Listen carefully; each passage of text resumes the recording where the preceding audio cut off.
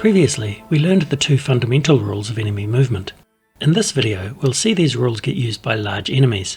If an enemy occupies more than a single hex, it's considered to be large. For these examples, I'll use a large enemy with a circular base. It's considered to occupy these 7 hexes, and I'll use a small green arrow to indicate the forward direction. We've seen how normal size characters must move around all other characters and obstacles on the game board. In contrast, large enemies don't move around anyone or anything. They're like an unstoppable force. In our first example, we're instructed to move the large enemy 5 hexes northwest. Because she's not targeting anyone, we measure movement from this hex, which is closest to the direction of movement. We just need to move that body location 5 steps northwest. Now that we know the destination hexes, we need to clear a space for her to land.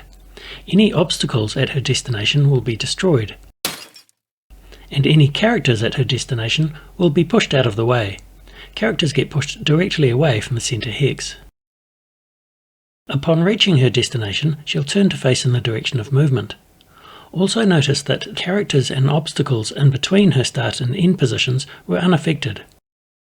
Now let's see how a large enemy might choose a target and move towards it. In this example, we've reached the encounter phase of a round, and the next stage card tells us to move the large enemy 7 towards her target. In this case, she'll target the closest Oathsworn within line of sight. As we saw in the line of sight video, large enemies measure line of sight from their front hex, which means that she has a clear line of sight to all 3 Oathsworn. But to measure the distance to each Oathsworn, we use the closest hex, not the front hex. So she's only 1 hex away from the penitent, 2 hexes from the exile, and 1 hex from the warden.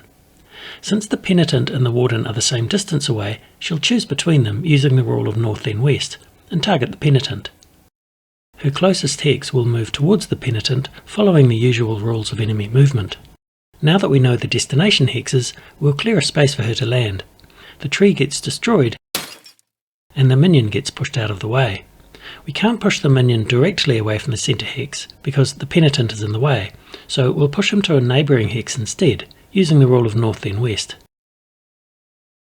And finally, having reached her target, she'll turn to face him. In this final example, we'll see how large enemies handle effect tiles such as fire and water. Just like the last example, it's the encounter phase, and the stage card says move 7 to her target. She has line of sight to both Oathsworn, so she'll target whichever is closest. Both of the Oathsworn are 4 hexes away, so she'll target the Ursus due to the rule of north then west.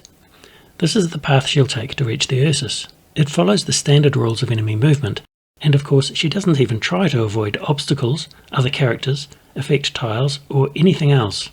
Because there are fire and water tiles in her path, we'll need to check how she moves across the board. Her second step takes her onto the fire tile, so we remove that tile from the board and deduct 1 hit point from her rear body location. Her next step takes her onto not 1 but 2 water tiles. It costs 2 movement to enter each water tile, so that 1 step costs 4 movement. And her final step brings her adjacent to the Ursus.